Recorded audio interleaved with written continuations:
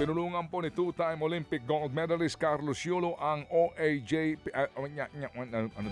OAJLP Gymnastic tungo po sa ginto sa French Men's Artistic Gymnastics Championship. Okay, maganda ang ipinamalas pong performance ni Yulo. Nagtala siya ng 15.05 na score sa floor exercise at 14.25 naman ang score ni Yulo sa parallel bars. Ito'y kasunod niya, tutungo siya sa China para po sa Asian Championship sa susunod na buwan. Samantala, laglag na po sa unang round ng Strasbourg Open sa France po yan. Ang Pinay tennis star na si Alex Iyala. Hindi na-sustain ni Iyala ang momentum at nabigo po sa loob ng 3 sets kay Alexandra Olejnikova. Final score 3-6, 7-5 at 6-3. Panalo po sa first set si Alex pero tila ginising nito si Olejnikova. Ito ang huling torneyong sasalihan ng 20 anyos na atleta bago sumabak sa French Open. Nakatakdang magsimula ang Grand Slam on May 24 sa Paris, France. Habang inaasahan po naman daw ni Barangay Ginebra San Miguel head coach Tim Cone na magiging mahirap ang serye kontra Rain or Shine Elasto Painters. Maghaharap po ang dalawa sa semifinals ng PBA Commissioner's Cup na magsisimula po naman sa Miyerkules. Ayan po'y bukas. Gate ni Cone. Mabibilis nga po at mga hard worker ang mga players ng Rain or Shine. Yan daw po ang tatak Yenggiao. Yes. Alam nyo, pinanlaban itong Rain or Shine, maliban doon sa din po yung Never Say Die na spirit nila ay yung pong bilis ng kanila pong play. Laging mabilis. Talagang as in takbuhan ng takbuhan. Kapag medyo matatanda ng players mo, maghahabol talaga. Wagi pong Ginebra sa pagharap nila sa elimination round, mga kapatid. Pero alam po din ni Cone na walang silbihan dahil ibang usapan na po ang semifinal. So good luck sa inyong dalawa. Ginebra at Rain or Shine, Coach Tim Cone at Coach Yeng. Go, go, go, Kabalen! Samantala, isa pang pagpapalit-palit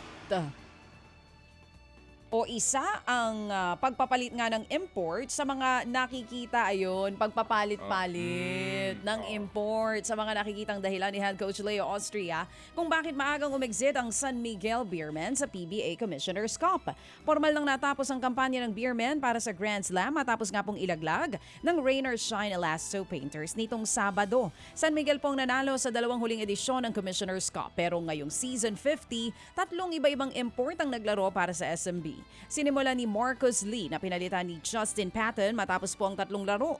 Bigla namang nagawal si Patton kaya ipinasok si Benny Boatwright. Pero hindi ito sumapat para maisalba ang conference para sa San Miguel. Natapos po ang eliminations na may 7 wins at 5 losses ang kupunan para sa 6th seed.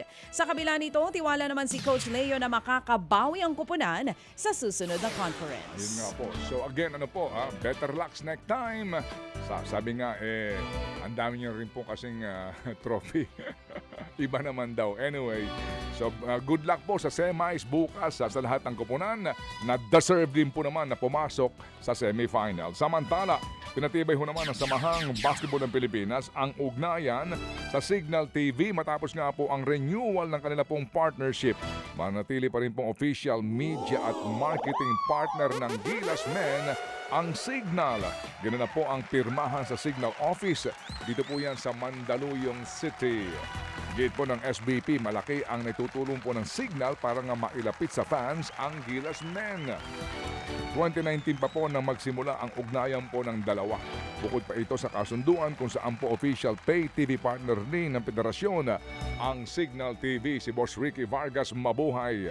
Ang suporta nga po ng ating pong network para po sa basketball ay hindi matatawaran.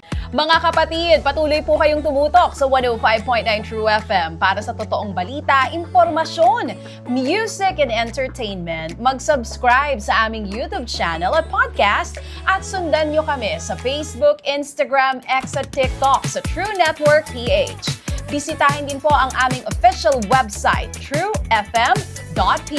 At panoorin din kami sa True TV Signal, Channel 19. Kami po ang 105.9 True FM. Laging true sa'yo, kapatid.